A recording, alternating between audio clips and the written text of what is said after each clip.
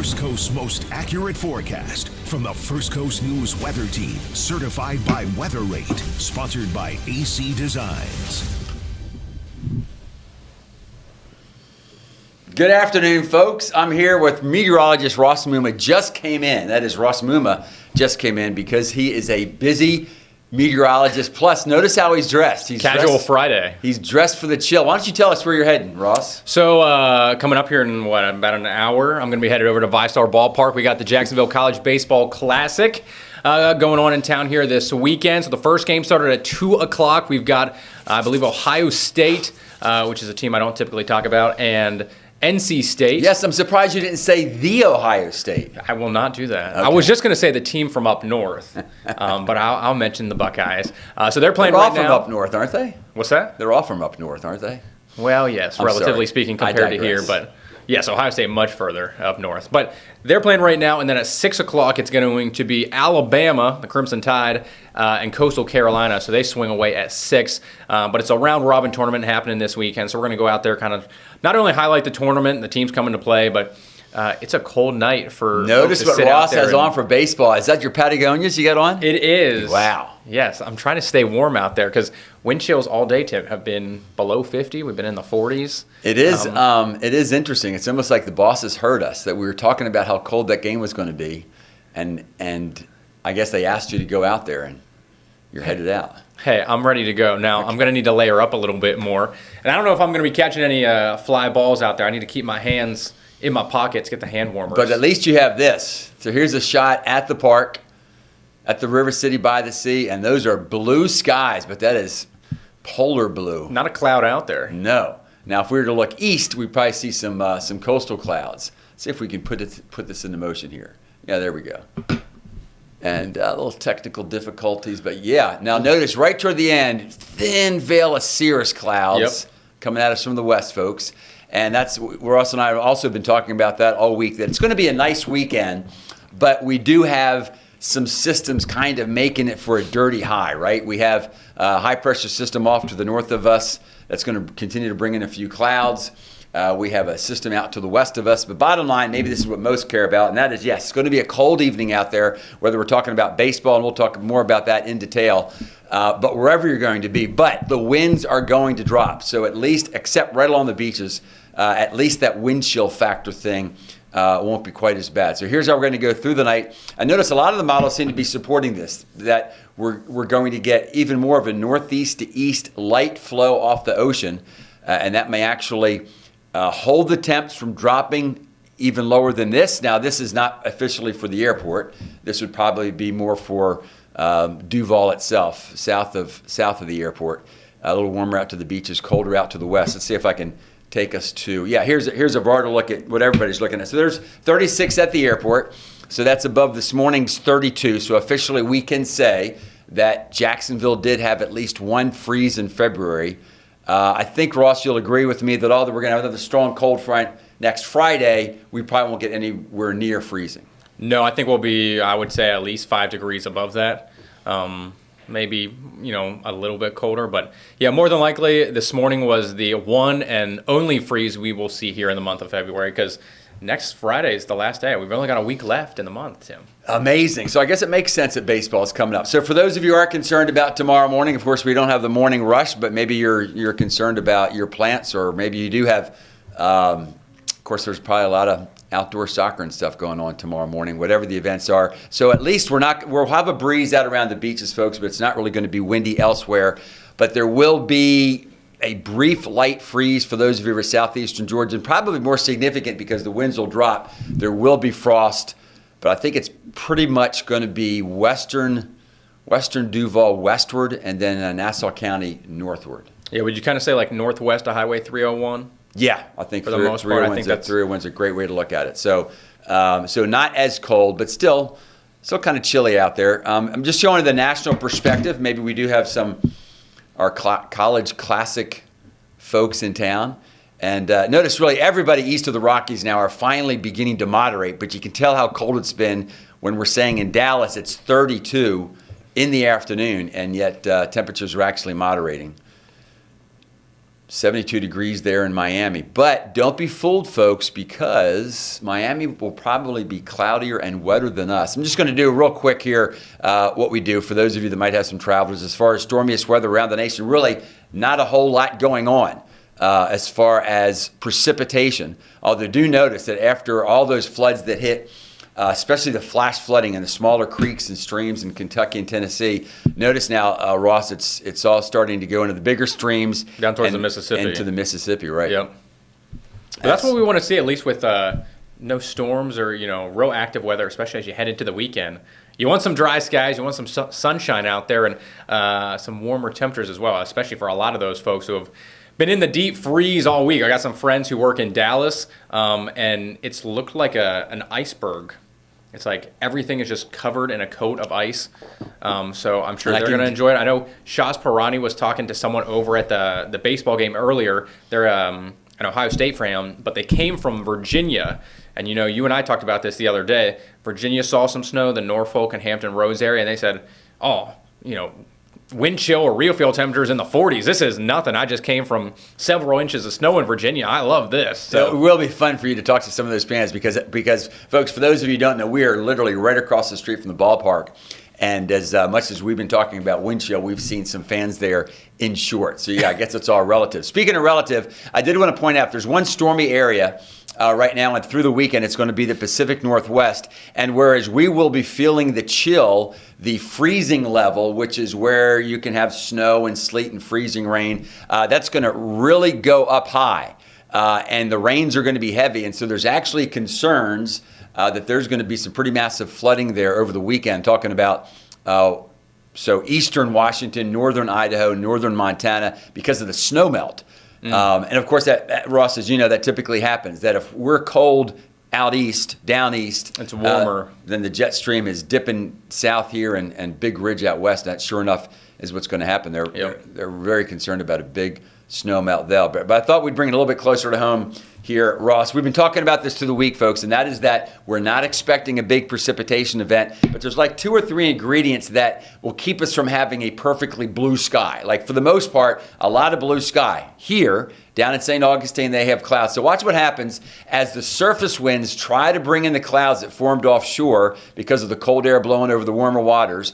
They have a hard time coming in. At the same time, we have some higher level clouds come at us from the west. Now, I can hear Andy right now. Can't you, Ross? He's saying all clouds are high, right? So what we mean is at the aloft level. I was going to say they're all aloft. Yes, they're all aloft. Andy. 15 to 30,000 feet. So they're going to come streaming in. And then it looks like we're going to have a southwest flow at about 5,000 feet. So not as high aloft, but still aloft. And that's going to blow over the cooler air. That's going to be a reason for some clouds to form. So, again, we don't want to mislead anybody. And overall, maybe a few sprinkles out there? Yeah, maybe a few sprinkles. I think we both agree the highest risk of a sprinkle is going to be late Sunday night or Monday, right? Yes, for sure. So here's our weather map. Notice that high is smaller, just trying to indicate that it's weaker. Low pressure system out there around the coastal bend. Do you know, Ross, that they call Corpus Christi the sparkling city by the sea? I did not know that. They do. I have some experience there. That actually is where I went to. I'll remember that for the question on Jeopardy sometime. Remember it forever. Now, notice on Sunday. Now, typically we generally say, well, stuff is going to come at us from the west, right? And it does look like that low is going to blow up with some pretty heavy rain and maybe some thunderstorms. And so you might say, ooh, what's that mean for us? It looks like, though, it's going to dig more to the east and southeast. And so that's why the weather team, we're thinking we're just going to get sprinkles here late Sunday and maybe into Monday. But if you have plans to go down south or you're thinking, man, it's cold, I want to go down south, just be prepared. They're probably going to get a soaker down there. Yeah, I think maybe Monday morning the roads might be a little damp, but not to the point that it's really going to cause that many traffic issues. I think any moisture that we do have come in looks like it might be out of here before or right around dawn on Monday morning. It's going to be interesting to see. Ross hears me say this all the time, so I'm like a broken record. And this is basically what I say. Ross, I guarantee you, 44 years ago, if we'd seen a system like this, we'd have no confidence about what's going to happen. And this is one of those systems to where I promise you, 44 years ago, with this forming over the Gulf, we don't have any data. Our satellite pictures weren't nearly as good as they are now. We'd probably be leaning on a pretty wet Sunday night and Monday. Just because, gosh, we see this low forming. But I think with a decent amount of confidence, It should head east-southeast, right? Right, Ross? Give me some confidence. I would say Tampa, Fort Myers, Miami, South Beach. They could see a pretty good soaker there for the end of the weekend. That's right, Tampa. Okay. So I'm going to say Saturday moderating. I didn't want to use the term warming, really, just because it's still going to be chillier than normal, right? I would say, just say gradual. Gradual. So that's what we're trying for. And then for you Salt Lifers, we're showing you the winds. And yeah, maybe a little breezier than you would like, but compared to, we had some gusts today out at the beaches occasionally at 35. So that was a stout, cold wind. Did you lose your hat or did you keep a hold of it? I decided not to wear a hat. Oh. Yeah. So you just let the hair flow freely out there. I like it. You know what? Since you brought up the hair, something that people don't realize is that in the old days, the barometers used hair, and the best hair to use is blonde hair because it absorbs the most amount of moisture. Okay, I didn't know that. Yeah. Also, so there's a why to some of. So, are you a walking barometer, Tim? As you know, I do research for the team all the time. I'm working for you, even when I'm not at work. Yeah. Even when I, barefoot and no tie. For those of you that maybe want to take a walk on the beach barefoot, lots of beach, middle of the morning, probably won't be too crowded. We're going to get to the festival at the beach. They have so many different names out there. Seawalk Music Festival. Seawalk Music Festival. That's why we have Ross here. And for all of us, milder on Sunday. So that's over land. There's Monday. There's a discussion about a sprinkle. Notice I have the question mark. So that's really me attempting to say with English, that's probably the worst we're going to get, right? A sprinkle? Yeah, at least for the next 5 days. Yeah. If you consider that worse. Maybe you need rain, but we had, that was a pretty good soaker we had. Here come the warming afternoons on Tuesday, and Ross, it just happens minute by minute, and I know we notice it, but folks are busy at home. Notice that we crossed the 7 a.m. threshold. The sun will be up by Tuesday morning at 6:57. I don't know if I like that. Because I'm an early bird, I love it. I'm looking forward to when we spring forward. I know you get your evenings back, and then it's going to be dark again for me. So I think that happens the weekend of the players, right? It does. It's March 7th or 8th. Yeah, so the weekend of the players. Yep. So that then so it's I like think 2 weeks away. Schedule it for that, so that then if Sunday's match round goes long, we have an extra hour. Okay. Which I think is some pretty good planning. When is the warm-up coming? Well, we just showed it to you. So if Tuesday's not warm enough, probably, we'll get to that. But Wednesday and Thursday will be for sure. We'll talk about it then. And we'll talk about it. So here's more detail. So Ross put this together. So this is for Saturday. And so you see when the teams are playing, and it will be milder on Saturday. It won't be as bright and blue. But the winds won't be as strong. I think we'll see a little bit more cloud cover, especially by the afternoon and evening. So is that the last game, the 4 o'clock game on Saturday? Yes. Okay. Yep, so there's 2 games each day. The Chanticleers and Buckeyes at noon, and then the Wolfpack and the Crimson Tide at 4 o'clock tomorrow afternoon. And then this evening, you might do some hot dog research for us. Is that true? Anything to keep me warm, honestly. So that can be a hot dog. We were discussing this earlier. Do they calm ballpark dogs over there? I think they do have a brat. Worse? Or I think brats? Yeah, I think they do. That may be more reason for. Either way, I'm not going to turn down a free dog. Because my dad, God bless his soul, that's about the main reason he would come on down to watch some baseball here. Yeah. Oh, absolutely. I think that's a big reason why a lot of people go to any baseball game, but especially minor league baseball, is really just to kind of immerse yourself in the experience. Yeah, it's like you're going to the ballpark. You get to relax. Not too stressful. No, it might be for chill. these college teams because you care about, right? We care,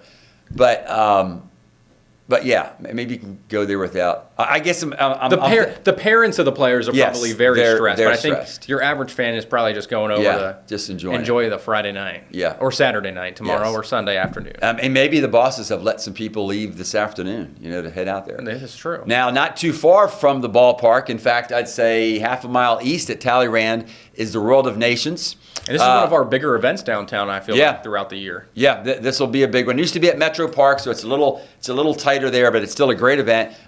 They're going to have, I do happen to know this, they're also going to have, appropriately enough, a big group of folks immigrants are going to be made United States citizens. Very cool. At that event tomorrow. Okay. Yeah, and a lot of fun stuff. And then here it is. Yeah, Ross got the title right. The Seawalk Music Festival. Over in Jack's Beach. Yep.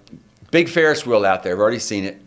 And it looks more like a sort of a weekend at the beach, maybe a block off the beach. In other words, I don't think too many people are necessarily going to be laying on the sand soaking up some vitamin D. A little chilly for that. Yeah, but you got music, you got food, you got Ferris wheels. Ferris wheels looks good. Okay, so here's the answer to the question. Depends on what you call warmer. But if just barely making it to 70 on Tuesday doesn't count, looks like my weather pick for the week personally, Ross, would be Wednesday. Yeah, warmer weather there, mid-70s, pretty sunny, a light westerly breeze. And Thursday will still be warm as well. I think the winds will be stronger out of the southwest there on Thursday. Ahead of our next weather maker, I think it'll be a fairly weak cold front in the sense I don't think there's going to be a lot of moisture ahead of the frontal system reaching us. So we've only got it at about a 20, maybe 25% coverage area for rain Thursday evening into Friday morning. And even the temperatures, they're going to drop down, but maybe not as cold of a blast as we're experiencing right now and what we saw after the system moved through on Wednesday. Yeah, sure doesn't look like it. I mean, it's going to be at like inland areas, as we've talked about the last few days. Maybe Saturday morning, maybe a frost. But the overall system, it just doesn't have that big sprawling, polar Arctic type high pressure system. It's kind of a narrow trough. Yep, and then just beyond that is one of the big. What do you call it one of the largest participatory sporting events in Jacksonville during the year, and that is the River Run, the 15K, but there's also a 5K and a 1K. And I think by the time it's all said and done, about 20,000 people will have moved their self or their children in some form or fashion.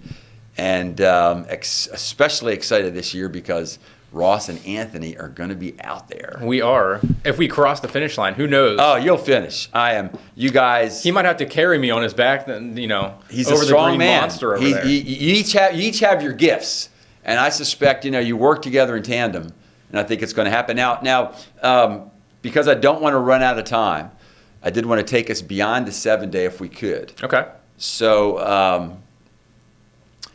I just thought this was interesting, and I'm going to bring this up for different reasons. So January, we're talking global, folks. January was the warmest January on record, and this is all part of what I call the greenhouse gas crisis. Some might just call it man-made warming. But even for those scientists, climatologists, who expect the overall warming to continue, most thought that as we went from a La Nina to an El Nino phase, which tends to be a little cooler for the Earth, that we would pull away at least for a year or two from these monthly records. And so there are many asking, what's going on here? And again, this is globally, and there's a person I follow. His name is Dr. Hansen. And we're looking here, folks, by the way, in the southern hemisphere, where, of course, it is their cyclone, typhoon, depending on where you are season. There's two cyclones forming off the coast of Australia, so they're basically in what we call hurricane season. But there's been a big question among climatologists. Ross and I are meteorologists, so these are the experts we look at. And it's something called climate sensitivity. And all that is, let's see if I can explain it, Ross. That is, so let's say things are warming. And one of the things that happen if the overall globe is warming is then you have less Arctic ice. If you have less Arctic ice, then you have what's called a feedback. That is, not only is the atmosphere warming because of the carbon, the CO2, but now instead of that sunlight being reflected off the ice, then the sun is going into the ocean and warming it up. And it's being absorbed. And so therefore we call that a feedback. In other words, the warming is then causing more warming. Well, climatologists call that climate sensitivity. And for a bunch of other reasons that we don't have time to get into now, but maybe it might trigger a few questions for you folks if you want to ask for the future. They think that what they're beginning to see is the climate sensitivity. That is the feedback sort of loops, whether it's ice, albedo, clouds. Which albedo is the reflectivity of an object or anything. So right. Snow has a really high albedo, same with ice, whereas like your blacktop or asphalt or even water has a much lower albedo. Right, and so if your albedo is lower, that means more of the sun's radiation, instead of going back into space, is being absorbed. And it looks like, or some are saying, maybe what's happening in January and into February, despite the fact that we've been cold here, is that whole feedback situation is developing maybe a little stronger or quicker, depending on how you look at it, than expected. That's all long-term stuff. I'm mainly just trying to trigger a few questions. If you all want to ask us questions as we stream on through the latter part of winter and spring. But if for nothing else, Ross, I bring this up because sometimes we can have cold events here in Northeast Florida, southeastern Georgia, and I know that folks then notice our ocean temperature drops, and sometimes there's a feeling that, okay, maybe that means this upcoming hurricane season won't be active. And so I'm just looking at the global perspective saying that's probably not the case. There's just a lot of warm water, and I fully expect that we're going to have a pretty active hurricane season. Doesn't mean that we're going to be hit, but at the very least, don't be fooled by thinking, wow, we've had a cold February 21st, that's going to help mellow out the hurricane season. Other global indications are that that's not the case. Hopefully we don't have an active season. We had enough last year. We did. We had, Debbie, Helene, and Milton. You had, so I'm thinking back, Ross, to my first, it took me 8 years. It took me 8 years to experience as a forecaster what you did in 1 year. So Ross Muma has the experience of someone who's been here for 8 years, and now he's going to experience baseball and hot dogs and so much more. Pretzels. Hopefully some hot chocolate to warm myself up. Now we're finding out all the stuff that he likes. Thank you, Ross. Thank you all for joining, and we love questions. We'd love to go back and forth, so send them in, and at least somebody on the weather team will be here, well, probably tomorrow.